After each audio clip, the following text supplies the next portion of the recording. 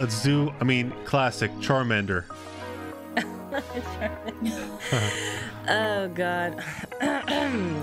Charmander. No, I can't do it. There we go. There we go. That's it. That's it. That was perfect. That was perfect.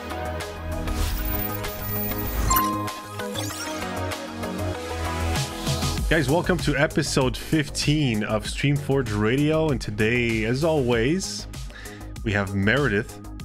Hello, Meredith. How are you? Hi, I'm good. How are you? Not too bad, and I'm super excited for today's episode. Today's guest, we have KittyRawr with us. Hello. Hey. Hello, hello, hello. I hope Super happy to have you. Yeah, I know I was asked before to be on the podcast, and I was a little nervous before. I'm still nervous now, but I'm really happy to be on and with you guys. So There's nothing to be worried about. I mean, I won't be that mean. I promise. But before we go into today's topic, because there's a topic that's really close to you that I want to discuss, very close to me, and very close to a lot of gamers. I don't want to spoil it. It's probably in the title anyway, but I wanna tell our audience, if they don't know who you are, a little bit more about you. So you're a Twitch partner, streamer, cosplayer, speedrunner, also self-proclaimed weeb. That's in my notes. I do have a lot of weeb I guess classified as weeb, yes. I'm sure a producer found that information somewhere, so you wrote it somewhere. Okay. You have more than 76,000 followers on Twitch, over 100,000 Cat Crew members, that's your community, across all of social media, and you are KittyRawr. So again, super excited to have you. You're also known for playing some survival horror games, and I would say like also a variety streamer, so it's a little bit of both, I would say, right? Yeah, a little. I mean, yeah, just full variety, but definitely a focus on survival horror and horror just in general. I try to include it a lot. Yeah, you're known for like speed running, like Resident Evil, and I think that's something that's close to you and your audience, right? Yeah, no. When I first started streaming, I actually started with Resident Evil 4, so that's kind of cool that I started with that game, and what we're gonna talk about today. Are we gonna talk about that today? Yeah. I guess we are. I mean, Resident Evil 4 Remake was just announced. How did you feel when you heard the news? I was one of those people that felt like the game didn't need a remake. I felt like it looked good, it aged well, and I mean the controls and like the keyboard and mouse support on PC anyways was kind of outdated, but I was really excited. I did not think they would announce it more because it was just so rumored. Like everybody was talking about it, like, oh, it's gonna be shown on this, it's gonna be shown on here, it's gonna be shown on this show, and then they never did. And then like they opened State of Play, Resident Evil 4 Remake. They didn't hide it. They were just like R, and then a bunch of letters, Resident Evil 4. Boom, there you go. Yep. They didn't try to do any crazy marketing with announcing it. They just bam. And I was very just surprised and excited, and seeing all the stuff that they showed, I'm just overwhelmed with excitement because I feel like it's gonna be a very faithful remake from what we've seen so far. But I mean, what they've done so far with Resident Evil remakes has been pretty great. Like, obviously I don't know the franchise as much as you or your community, but I like the franchise. I like Resident Evil, and like just what they've done with Resident Evil 2 for me was I had a lot of fun with the game. It's really for a game that for me like made me want to play more Resident Evil games, in general after playing the second one, the remake. Just got me back into the franchise. So Resident Evil 4 being by far the most successful Resident Evil game, and most I don't know, critically acclaimed, most loved, I would say, I think, Resident Evil game ever made. I'm sure it's going to do the same for a lot of people. A lot of newcomers are going to, be playing Resident Evil 4, the remake, for the first time, Yeah. maybe for the, first game they play in that franchise. So what is the number one thing that you hope they change or improve about the game with that remake? I mean, I don't hope they change too much. There's a few things I feel like that can be cut to make the game better. I just, let's see, I'm trying to think. I hope, I mean, it looks like they're trying to keep the horror more focused on horror with RE4, because the original was more it was more actiony, and it was also a little goofy in certain parts with a lot of one-liners, which is great. I love that about that game, and how it's horror, but it also can have fun with it. Yeah. I hope to see it focus a little bit more on horror. It looks like it will be. In terms of improvement, I mean, I don't know. I feel like you said before the game was pretty much pristine and perfect the way it was, right? Like I love it the way it is. Like I said, in terms of just the controls for PC, I mean, I'm sure it'll be better because it's a remake and it's in the RE engine. I just hope they don't deviate too much from the original. They did mention it was going to be a reimagining of RE4 and a more horror focused. But which has been the focus of the franchise recently. Like, I played Resident Evil Biohazard. I think this was 7, right? The 7th one? Oh, 7th, yeah. And so, for me, like, I played that game. I don't think I've played the 6th. I don't think I've played 5th either. Anyways, so I got into this, like, first-person, perception, I guess. Yeah. And it was already, like, pretty different for me. Haven't played the previous Resident Evil game that I played before 7 was the second one remade, the remake of the second one, and the horror, it was much more focused on horror. Like, I felt like I was playing like a legit like horror game, the ones that can make you like jump scare and like stuff like that, like and it was much more like much darker, I felt, as well. Like there was less like goofy stuff that you would find, like humor, or like or even like the puzzles were not as present. I felt I don't know, it was just darker. So I'm guessing that might be the direction they want to go with RE4. No, definitely. I mean, you said you didn't play 5 or 6, and those were the most action-packed Resident Evil games. And a lot of people don't like that. I think they're fine. RE5 is really fun co-op. 6, that one is I feel like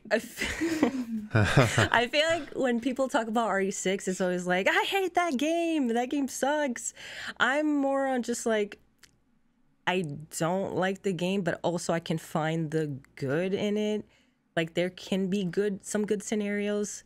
There's some I don't like, but and it's also co-op, so it's obviously way better with a friend.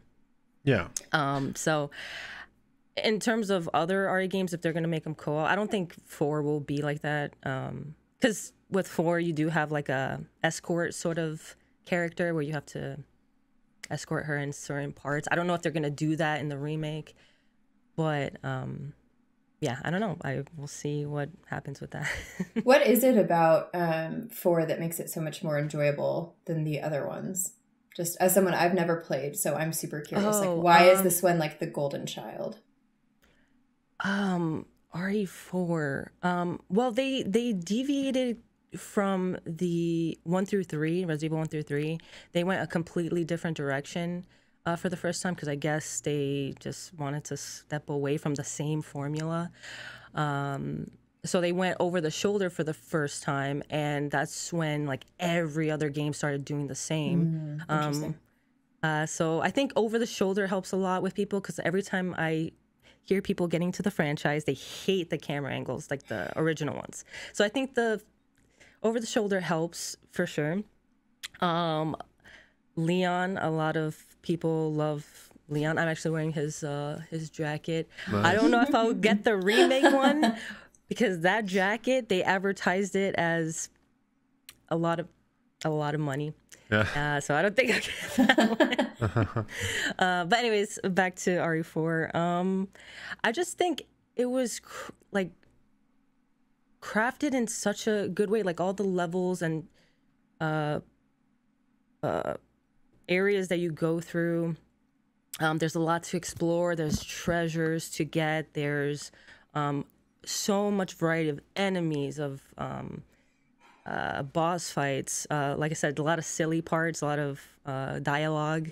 I think the one thing people don't like about the game, though, is Ashley, which hopefully in the remake, I don't know what they'll do with her. I think she looks like, physically, she looks wonderful so far, what they've shown in the remake.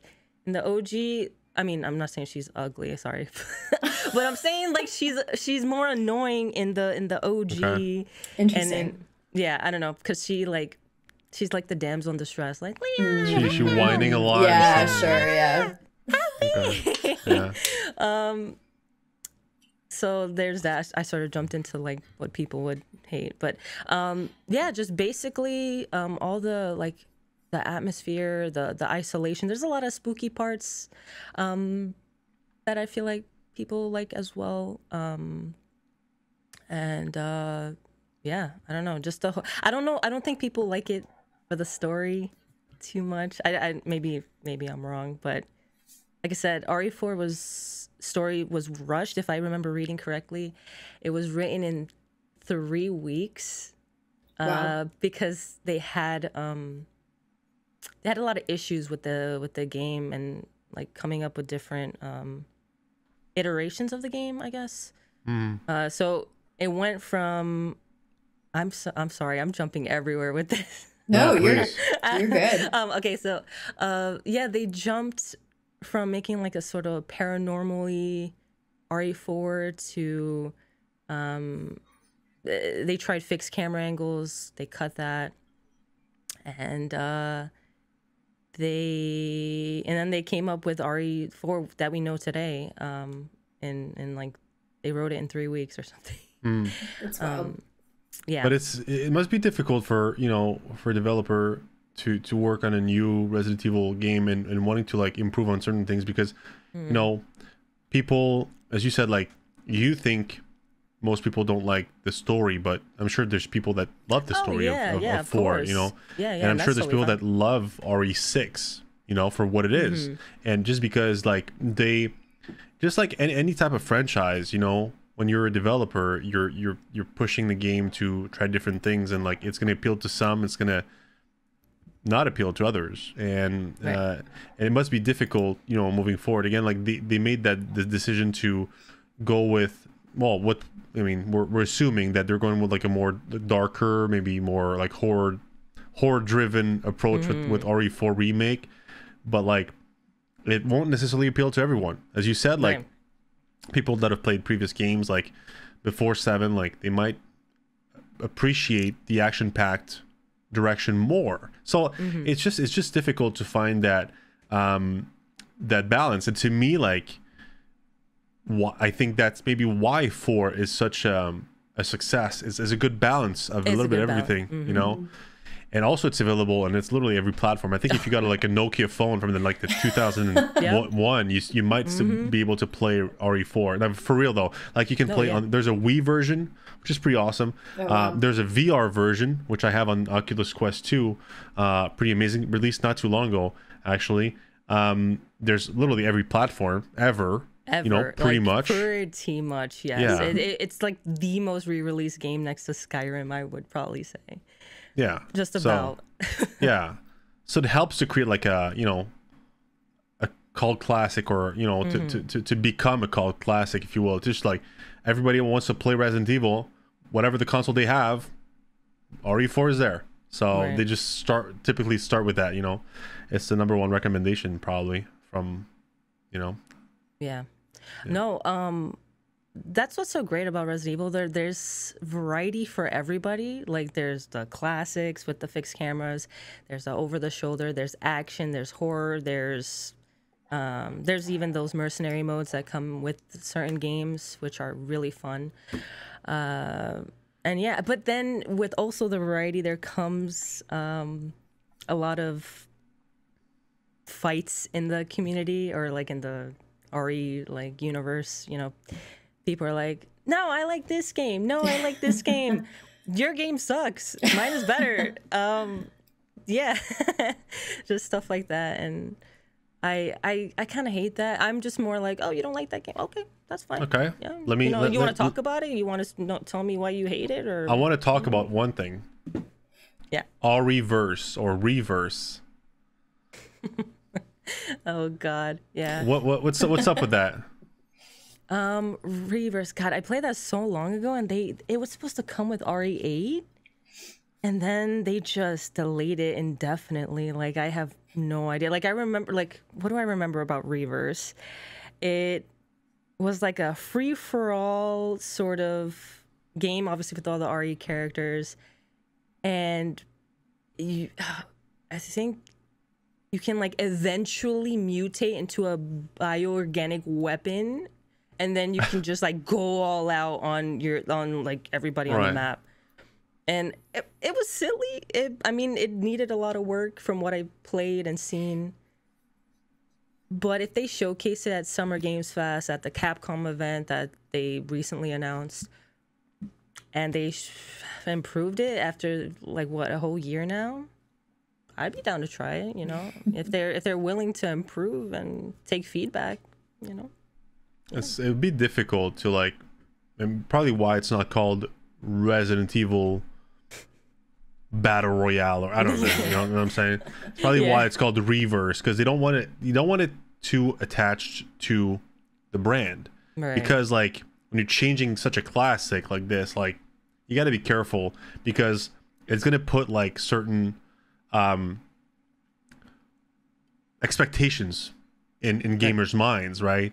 It's the same when it's like you're releasing, it's not just RE, but like any type of franchise releasing like a sequel, you know, several years later, and say the formula has changed quite a bit. It's always very tricky, you know, because like the gaming industry has changed quite a bit and whatnot, and like I don't know. So it's yeah, I'm curious, but I think it's a tricky thing to try to do. It's very ballsy, and I wish them best of luck with that project. For real though. Not for real. I mean, it could be very interesting. It could be interesting. I mean, they've tried other stuff before, like Resident Evil Umbrella Corps, Operation Raccoon City. Right. A lot of people don't like those games, and you know, I don't blame them. There's a lot of like it looks pretty unpolished, unfinished. Operation Raccoon City was more of a outsourced sort of thing by the developers that made SOCOM. I forgot what Slant 6, I think. So it's nice to try different stuff. If it messes up or if it fails, just try something else.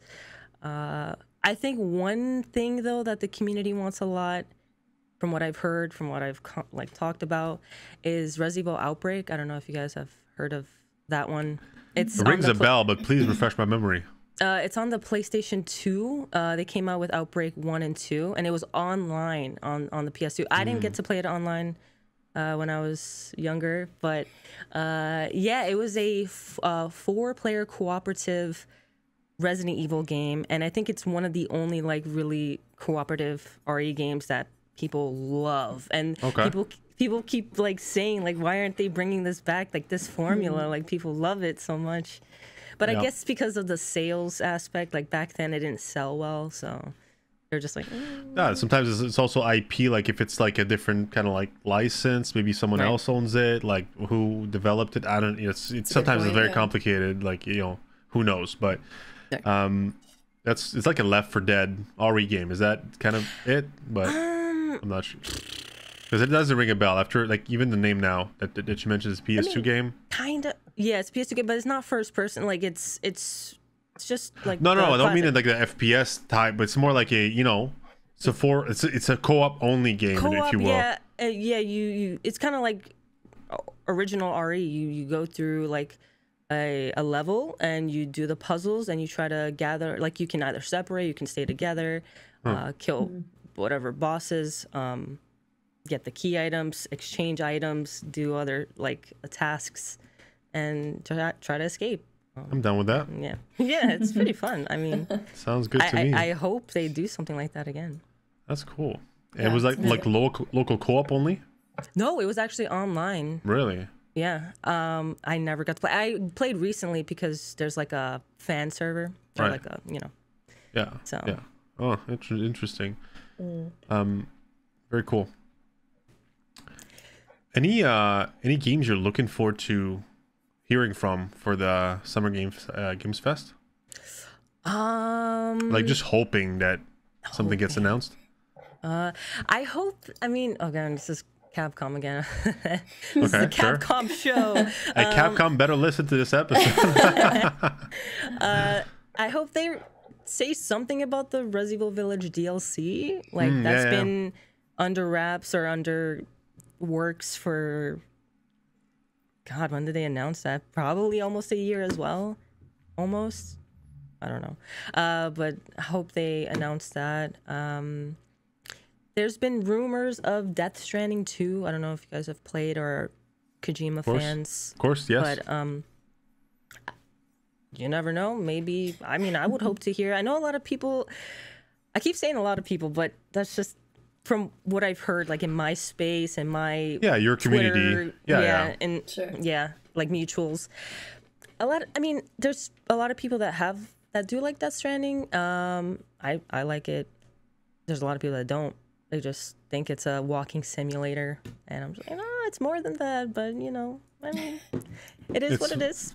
It's a weird genre. It's a piece of art. That's really what it is to me. No, but it really is. You know, it's for me like video games are like movies. You know, you're gonna watch like old movies from the 50s or the 60s that have at the time revolutionized like movie making, right? And you're gonna show that to some people and they're gonna be like, that's a shit movie, I'm not interested in watching that. Right? No, but for real. And some others like will have sensitivity to that kind of stuff, and and we'll appreciate the way a movie was made 70 years ago or something, right? Now I'm not saying Kojima's games are like old. It's more like it's more artistic, I would say, than others. It's not very mainstream, even though they're popular. That's in terms of popularity, they're somewhat mainstream, I would say, just because of the name. Just people they're very curious about the character. He's a character. He's a special, I don't know, artistic personality. He's a movie buff too, so he incorporates a lot of movie references and just all that. I'm sure he watches a lot of weird movies too, very like kind of like obscure stuff. But so I really like Kojima stuff. Like one of my favorite game of all time is Snatcher on the Sega CD, and it's a game I would never sell. One of the games in my collection I would never sell. That's worth like, wow, a lot. Oh, sure. A lot. We can't talk about this. Can't talk about this. But it's just a tremendous game, and it's a really old game. But it's obviously, but it just has a great vibe. And to me, like playing a game, it's like a good movie. It's like if it transports me in its universe, it's already like getting a lot of points for me, checking a lot of boxes in my book, because like that's why I play a game for, it's to escape and to like get sucked in like someone else's reality, someone else's story in the universe. And I think for me, Hideo Kojima is able to do this. So, but I'd be interested in Death Stranding 2 or whatever it is. Definitely. I'm also looking forward to Final Fantasy Remake Part 2. Hopefully they show us something. I know they just showed Final Fantasy 16, and it looks wonderful. It looks so good. I really like Final Fantasy 7, so I hope maybe we see something of that. I know they're going to show more of Callisto Protocol, which I'm really looking forward to because I really like that. Not familiar with that. You haven't seen Callisto Protocol? I'm not. Oh my I don't think so. God. I'm terrible with names, by the way. no, so no. like, may have, but No. It's like the devs that worked on the first Dead Space game, and it's like full horror, survival horror. I love Dead Space.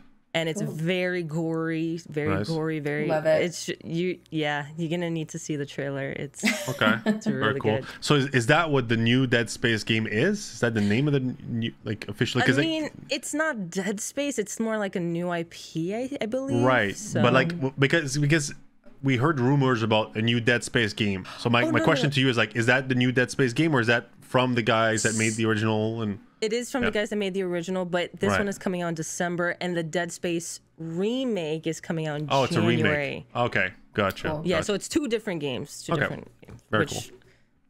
Hey, I hope we hear about both. Yeah, absolutely. I mean, Dead Space is such a really awesome game, awesome genre as well, that kind of like was very popular at the time. I think, you know, they made like 1, 2, 3. I think there was 3 of them. Really kind of fast in a way, you know, and then kind of stopped right after that. But going back to Final Fantasy VII Remake Part 2, right? Loved the game as well, and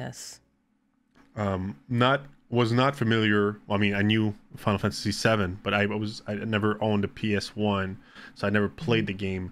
And it kind of ends like abruptly in a way, especially if you haven't played the original one, because like the original one is super long. Supposedly like the story like keeps on going, and like what you play during the remake is basically like the intro almost, you know, the start of like the original Final Fantasy VII. So what do you expect that part 2 game, like, you know, game to include? Oh God, I feel like they can go so many different ways, because we don't know like if they're gonna make 4 parts, 5 parts, like how deep, how. Well, would you go 4 parts or 5 parts, or would you go like 2 parts? I think 3 the most, honestly. But yeah, I mean, they could extend it to 4, because there's so much to go through, and especially if they expanded Midgar, like the first hour of the game, they made it 30 hours, 40 hours for the part 1. I honestly don't know where they like how much they would include, how much they would not. I would have to come back to that question for sure. I would go 3 as well. I think, you know, the ending of the first one, again, not coming from, you know, not knowing about, I haven't not played the original, let's put it that way. As just, I don't know, I'm really looking forward to it as well. Like it was really a fun game to play. Yeah, they changed up the first part, the ending, obviously the ending of the first part.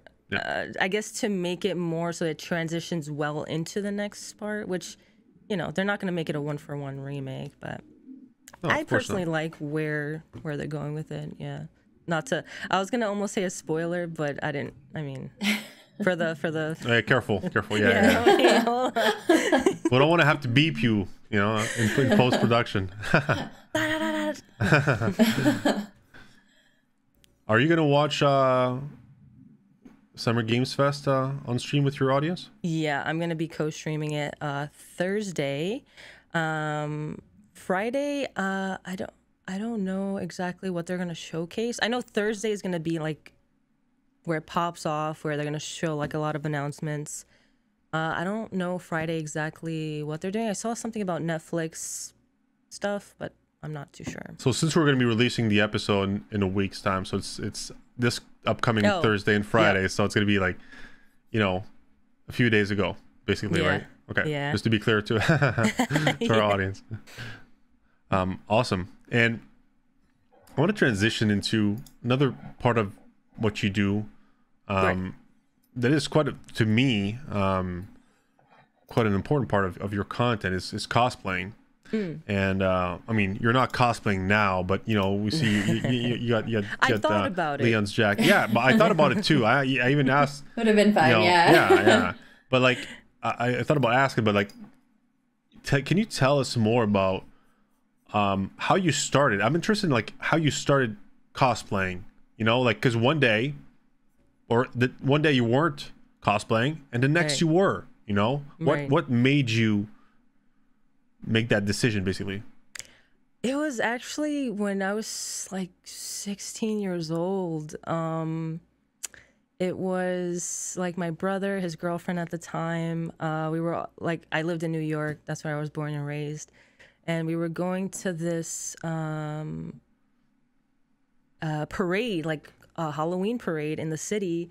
And I remember like it was super early in the day, and I didn't know what to be. I'm like, I don't know. I don't want to be like this, you know, the characters that are in like Party City or like the costume stores. And I was like, I want to do something like that's what not everyone else is going to be, basically. Mm-hmm. So I went to the thrift shop. I remember so vividly finding everything I needed, except because I didn't wear a wig. My hair was fairly not as short as the character I was gonna cosplay, but I did Jill from Resident Evil 3. I found the tube top, I found the skirt at the thrift shop. It was like that's so lucky. Staring me. Yeah, I was just staring at me. I'm like, that's perfect. I'll just be Jill. And like I kind of put my hair back in a way so it's kind of short. But that right there, I was like, yeah, I like this. I like finding like stuff, pieces that I can put together and just make my own cosplay. Do you sew? Yeah. I don't right now, but I do want to learn, like using a sewing machine. I know how to sew, but I don't have a sewing machine. Mm-hmm. Right. But I would love to make my own cosplays that would be from awesome. Scratch. Yeah. Like you know how to repair a piece of cloth, but like you know, if it has a hole or something, but not. Yeah, right. Yeah.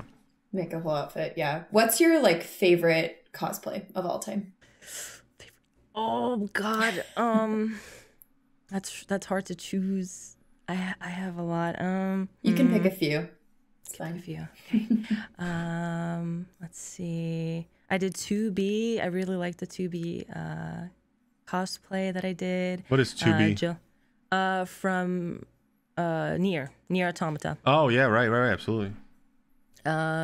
Nier, obviously all my Resident Evil cosplays. RE2 Remake. Claire was one of my favorites.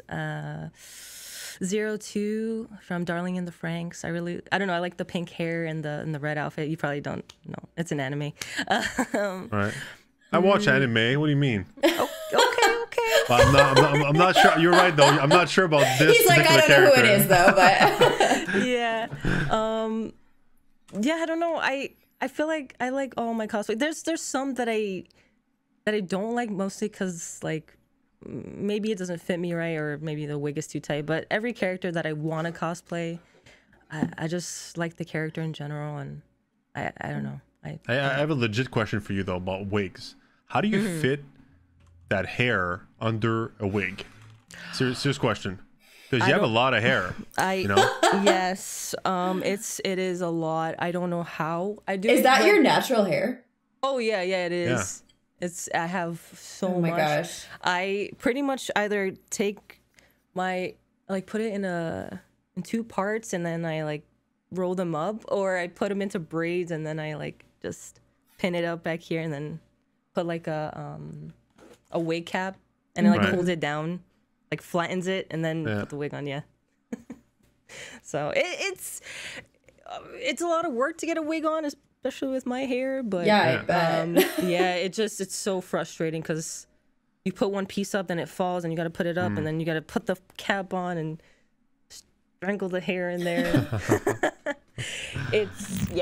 That's like the probably the worst thing with cosplay is just the wig, and how certain wigs just don't fit right because I have so much hair. Yeah. So it fits kind of tight, but. And you cosplay every Saturday, right?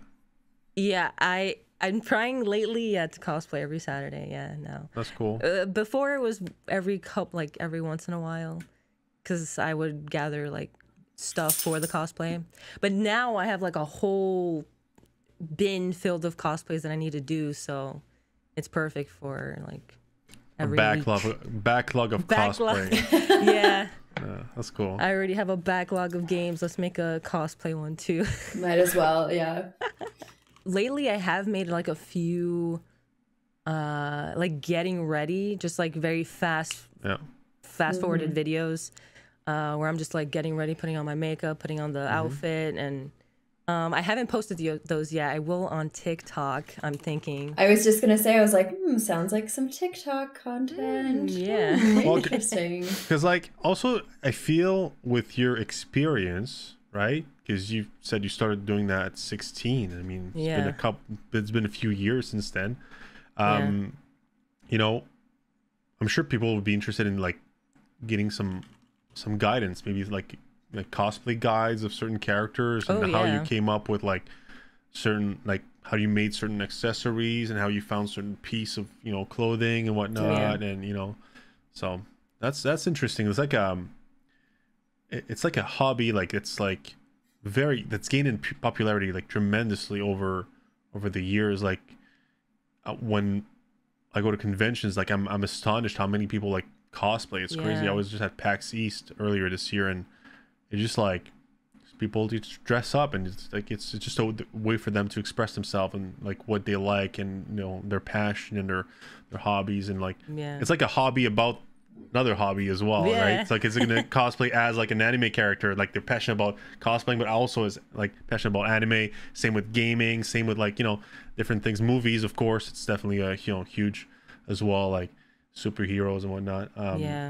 It's a really cool hobby. Yeah, and with cosplaying, I feel like it's just so much more fun because there's no right way to do it. Like you can literally just like go to your closet and maybe find old clothing, just cut it up. Even if you don't know how to sew, there's like tutorials on YouTube where you can like hot glue like shirts, like the seams, and like make it look like you didn't cut it, and like make it look professional. So I think that's the beauty of cosplay. You can do it however you want, however you perceive the character, however, like you don't have to spend a whole bunch of money on cosplaying either. So yeah, that's awesome. I'm sure it's like most hobbies though, like it used to cost a lot less. Now it's like there's businesses that I'm sure that, you know, are like, you know, pre-picking the pieces of like clothing or whatever for specific characters. Like I'm sure there's like thrift stores that exist for cosplayers, you know, basically, and mark up stuff because like, hey, this, I paid that $1, but it looks like, you know, this character, so I'm gonna sell it for 20, you know, which is fair. But you know, I'm guessing like it must have been like cheaper to get started in that hobby, you know, 5-6 years ago, you know. Yeah, I mean, but it also makes it easier though, because there's people on Etsy, there's like a bunch of shops that pre-make costumes where you can just like buy them. Some you can just buy and put them on, some you can like, you have to alter and that's true. Get your makes own, it like, easier to get started, but it makes it more expensive. Right, as well. exactly. Yeah. Right. So it depends, like it kind of depends on your budget too, I guess, in a way. Nowadays, anyway. Yeah. Yeah. No, that makes sense. I'm interested too. So like, I know we mentioned TikTok and we love TikTok here. Obviously, if you've listened to our podcast before, we're big TikTok fans. But I know you just started your account somewhat recently, right? So you're kind of getting started. Can you talk to us about what your experience with that has been like jumping from Twitch to TikTok, like how your content relates, how your experience has just been overall with that. And then I feel like this is a great area for cosplay stuff too, like we just said. I'm thinking about this in my head and I'm like, wait, this could be really cool. Like you could do a whole thrifting thing or something. Yeah. I don't know. But just curious about that. So going from Twitch to, or even on any other platform, going to TikTok, I was afraid of kind of, because I got into it really late, like really, really late. So I was almost afraid like I wouldn't know where to start, but it was pretty natural to me. Like I just hopped on. I started with Twitch clips, and I still do post Twitch clips, but then I started doing like, you know, other like trend stuff. I started putting my cosplay stuff on there and doing little silly things with that. And I don't know. I feel like it's super easy. The like a lot of people have found me through the tags, through their For You page, and you're natural. It's been nice. I mean, for real, you know, I have to say I was your first follower ever on TikTok. I know, thanks. And the first like too. But like for real, like every time you post, like I feel like you're just having fun doing it. Like I feel like you're very creative, and it shows to me, you know. Like you're coming up, like recently I saw your magic juice from Resident Evil. That was a good one, you know. I thought it was really funny. Oh my god. Yeah, like just little skits, like I don't know, it's just fun. Like how do you come up with those TikTok video ideas? Well, they're mostly from either stuff that I like I've done the cosplay stuff, which obviously I like, some anime stuff, Resident Evil stuff, and I like little skits in general. So I mean, I still need to work on that, but I want to do more. There's the Pokemon impressions that I've been doing on there as well. Right? Yeah. That was pretty good. Stuff. It's impressive too, because like you're using this filter, which like randomly gives you like a Pokemon, like pops a Pokemon like over your head, and so you're mimicking their their cry, their voice. Yeah, like their voice. Yeah, in game, you know. And you know, to be honest, like I know Pokemon, especially the first 151, like the first, you know, original ones, but like, you know, I don't remember all their voices, but I can tell you what I've seen from you. It's spot on so far. Yeah, no, I've been trying. It's pretty impressive. Yeah, and I watched a lot as a kid, and I still play the games. Good though, the ones that I'm mimicking are from like the TV show, like back in the day. The OG. So like if you watch that, I don't know about now, like the Pokemon anime. I haven't seen it, so I don't know about that. But yeah, if you hear like the OG, then it's pretty similar, I think.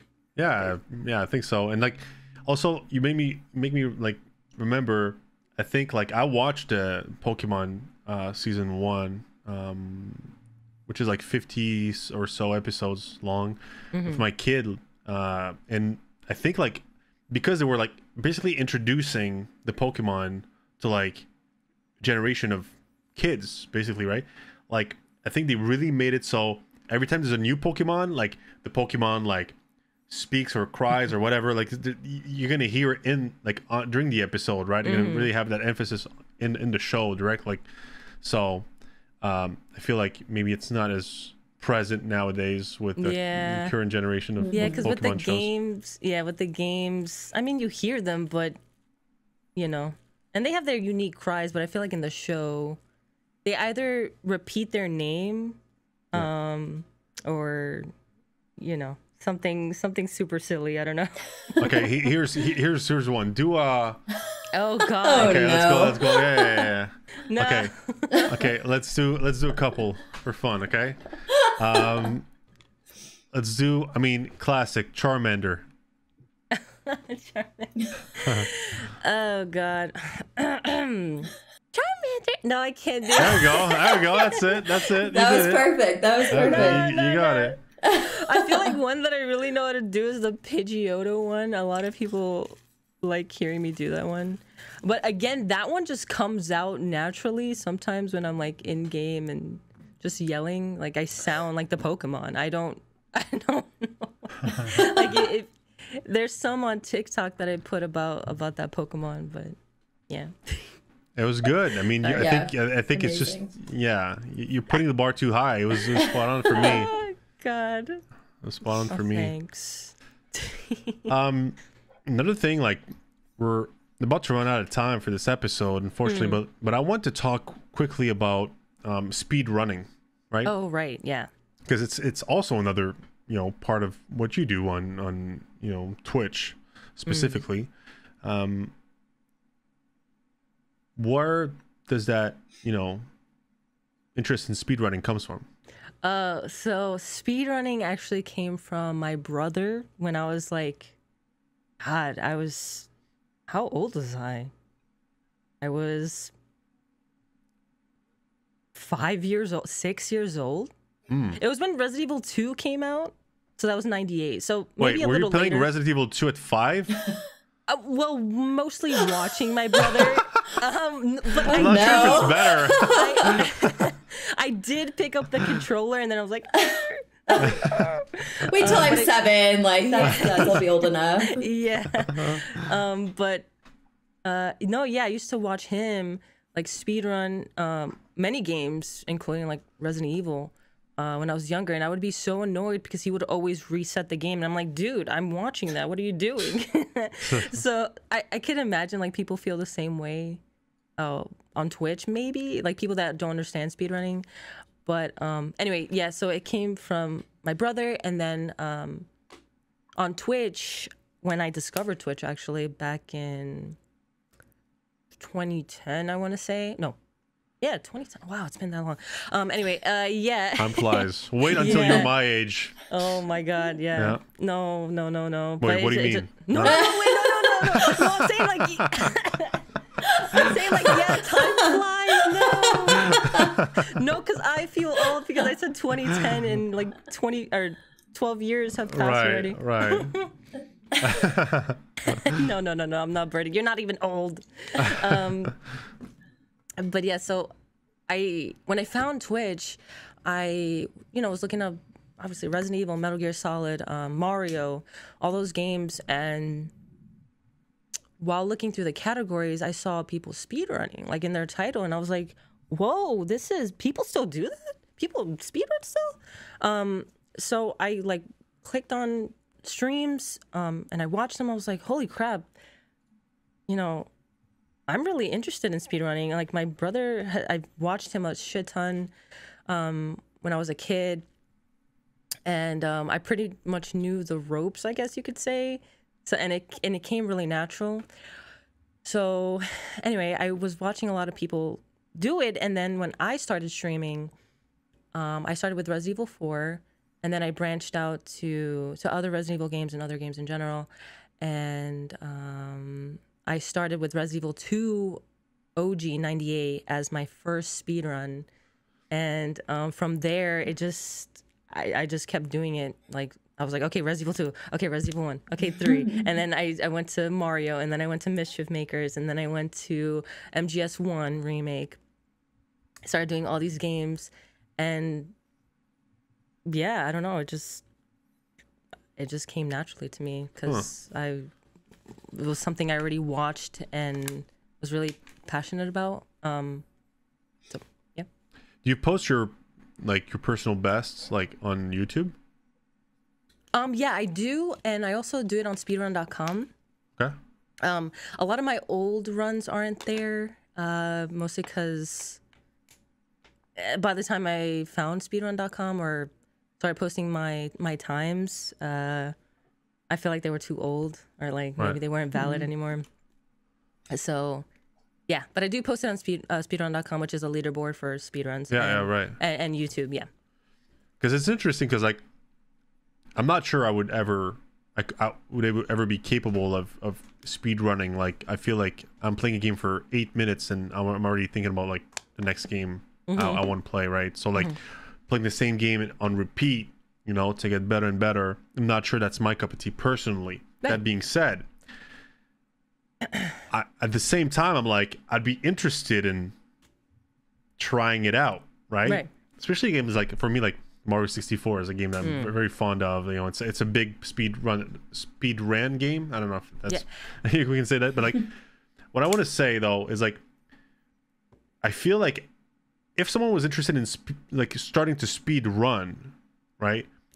How do you start? And I have a feeling like watching like the number one best speedrunners in the world might not be the way to go. I don't know. So maybe sharing like more like personal best and maybe like tips and tricks on how, like, why you're doing certain things. Have you done that before?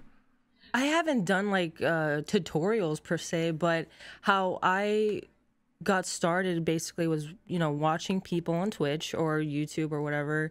And yeah, they were really good. They were like world record runners, right? And I had to I incorporated their strats into my runs, like learning. Like I would have a notepad and have written down like, okay, you have to go here. Okay, you have to go here. Here's the puzzle solution. So that way I could just glance and know like where to go. Because, when you're starting, you probably get nervous. You don't know where you're going. You don't got muscle really memory yet. Yeah, you know, like, you don't have that yet. Yeah.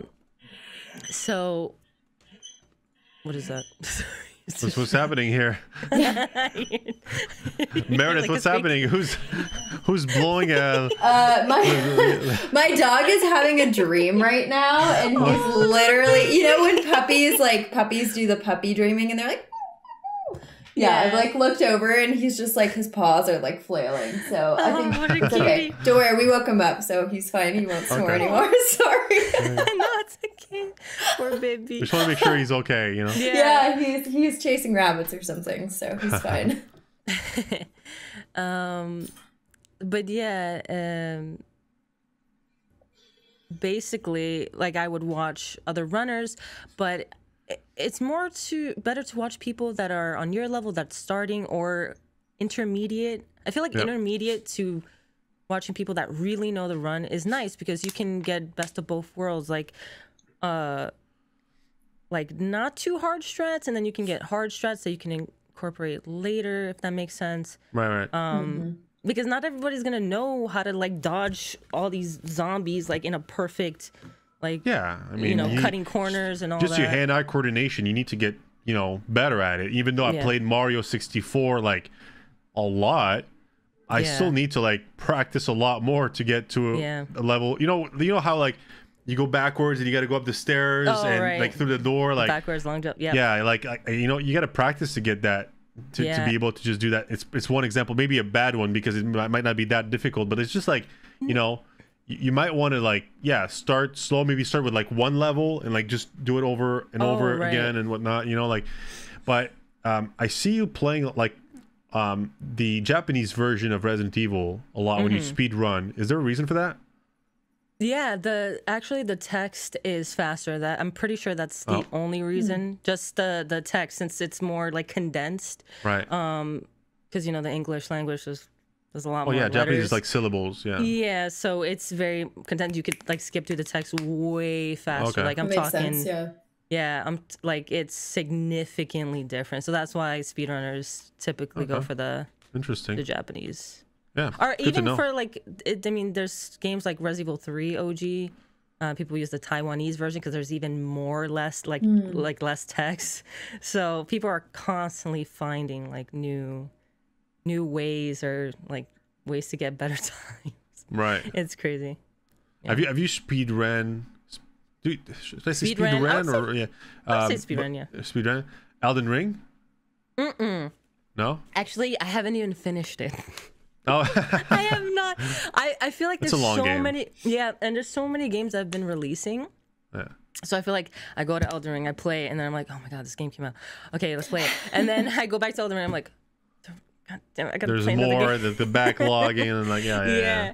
And I get so distracted because I really want to play those, and then the Quarry is coming out this Friday, or if you're watching 3 days. now. Well, it's been out. Yeah. So, yeah, there's that. So, awesome. All right, let's move on to like our end of episode segments. All right, we got a few. Aww. Yeah. The first one is the audience question. So we got a few. So actually, no, it's not true, Meredith. Right? I'm wrong. There's we have an explain your tweet segment actually. So we have done some deep dives into your Twitter, and I know. Be afraid. No, it's fine. Oh no. But we are going to ask you to explain the tweet to us in the audience. So, ready? Okay. They're not that bad. It's okay. You're ready. You're ready. It's fine. She's sweating bullets. I know. She's like, oh no. What did you tweeted? What did I post March 9th of like 2014? No, you're totally fine. Okay, so this tweet reads, I'm such a stubborn gamer. I never forfeit even when I'm hungry or dead tired. I have issues. Oh my god, that's really old. I just put just like the way it was. I said that. I'm pretty sure it's old, right? How old it was that? Actually 2021, June 16th, 2021. So yeah, a year ago. I feel like I would have tweeted that like years ago. Oh, anyway, wow. Wait, so what was it again? It says, I'm such a stubborn gamer. I never forfeit. Even when I'm hungry or dead tired, I have issues. I do have issues. I would be on a boss, Dark Souls, Elden Ring, whatever hard boss. I would not end stream or anything. People would be like, take a break, go get something to eat, just end stream. No, I'm going to keep doing this fight. And which in the end is not good, because I feel like when you take a break, when you take a breather, when you take a sip of water, breathe, and you come back, usually it's first try. Like from what I've seen, it's always like first try or just the next day, you know, for me who doesn't stream, you know, like I'll just go back to it the next day and feel like I feel like your brain, and you know, by the way, not a scientific or medical professor in any way, shape, or form, but I have a feeling, at least my brain keeps learning when I'm not doing the thing that I was doing, and then I'm better the next time I do it. You know, like there's something that, you know, your brain processes what just happened, and you're just better the next time around. You know, so yeah, it's not a bad idea. I feel like if you just keep making the same mistakes, and you're not like, you're just focused on winning, that you're not thinking of like each step or like how to change it up a little or something. I don't know. Yeah, it happens to all of us, I think, or some of us. I don't know. I'm stubborn. I'm filled with a lot of determination sometimes. Too much. Too much. Good and bad, I suppose. Now we have audience questions now, like for real. Next segment, audience questions. So we'll pick one, I think, of the questions we have. So Meredith will take it away. Cool. Okay. So let me look at which one I want to do. Okay, let's do this one. Hey Lily, how are you? Quick question. If you choose one Resident Evil game to play for the rest of your life, which one would it be and why? Pick from my heart, I would pick RE2 original, because it's my favorite of all time. But I feel like, I don't know, if I played it for the rest of my life, I mean, even now I play RE2 a lot, like all the time. So, but that's a really hard question. There's an absurd amount of Resident Evil games. I would probably say Outbreak. I know that's probably very shocking to some people, but one, you could play single player. Yep. You could play single player with either you're by yourself or with 3 other AI, or you could play with friends online. Hey, they didn't say if it had to be online or offline, right? No, that's fine. So, yeah, probably that game, because there's so much variety. There's like a bunch of different levels.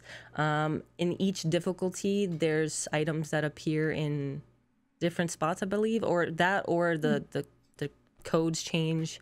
So I think I would choose RE6. Gotcha. What is that? Yes, RE6. He never listens. Isn't that what you said? Never mind. Totally. All right. Rapid fire. Are we ready? Like speed questions. So we have a bunch of speed questions. So don't think about it. Just answer as fast as you can, whatever comes to mind first. 20 Pokemon you need to mimic in 30 seconds. Oh my gosh. She would leave the podcast. Oh my god. All right. Ready? I think so, yeah. Okay, great. Resident Evil 1 or Resident Evil 3? Resident Evil 1. Great. Eat grass or drink vegetable oil? Grass. Be able to see 10 minutes into the future or 100 years into the future? 10. Okay.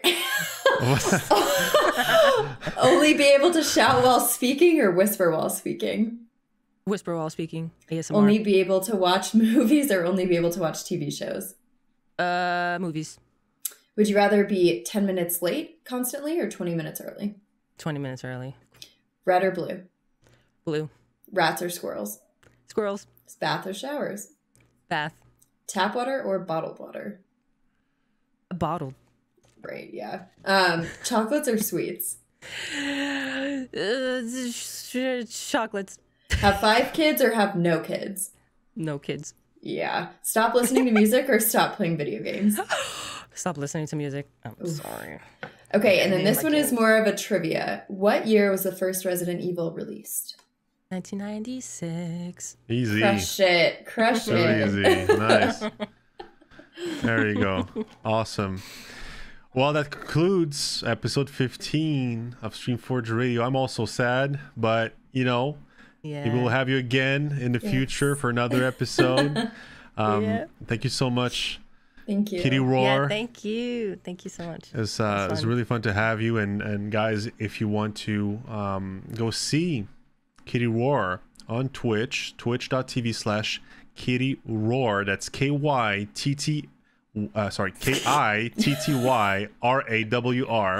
I nailed it. TikTok, it's Real KittyRawr. So RealKittyRawr. And it's KittyRawr. That's we got to fix that, Kitty. It's KYTT. It's KI. Oh my god. Okay, it's KittyRawr. 2 R's on YouTube, okay? So oh my god. I'm changing my name, that's it. Yeah.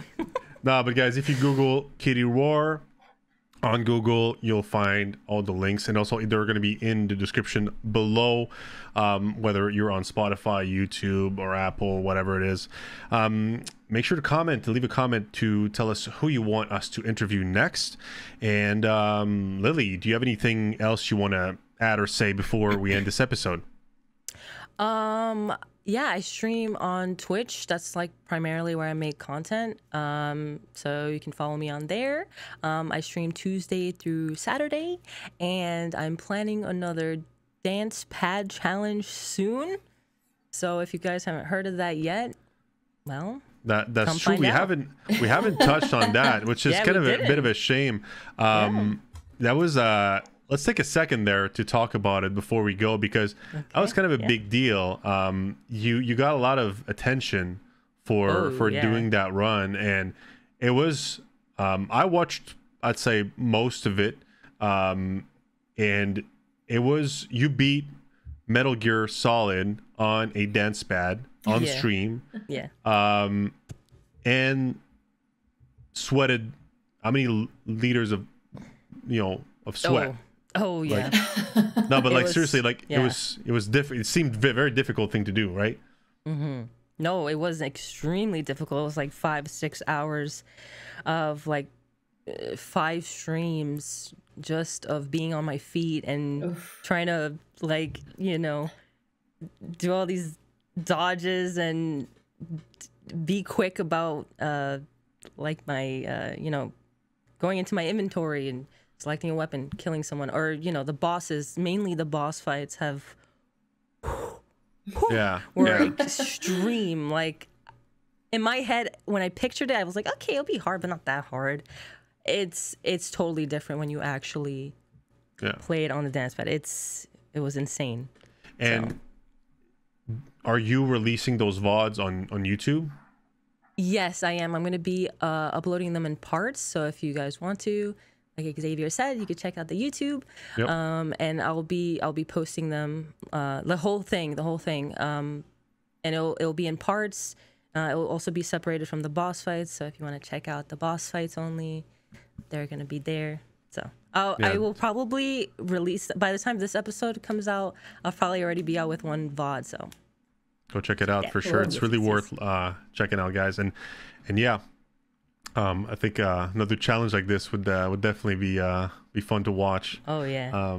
It's fun to watch people suffer sometimes. No, I'm kidding. It is funny. It is funny. But I enjoy doing it. It's if I see other people like having fun, like I'm ultimately having fun too, because I don't mind if I'm suffering, I guess. I don't know. It's a good workout. Let's be honest. Oh, you know? that too. Yeah. It's an insanely good workout. Thank you so much.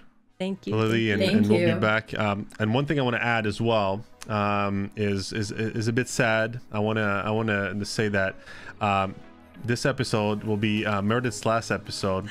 Yes. Yes. I know. Meredith is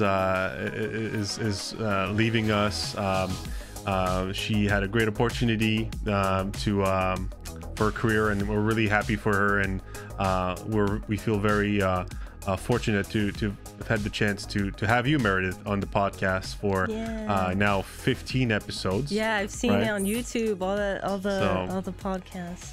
Yeah. So thank you so much. No, thank you. Yeah, I will miss you guys, but catch me in the comments. I don't know. I'm gonna start writing in. I'm gonna start suggesting creators. So it was great to be here and get to know everyone, and KittyRawr, it was great to have you as the last episode. So yeah, thanks for letting me come on this journey with you guys. Amazing.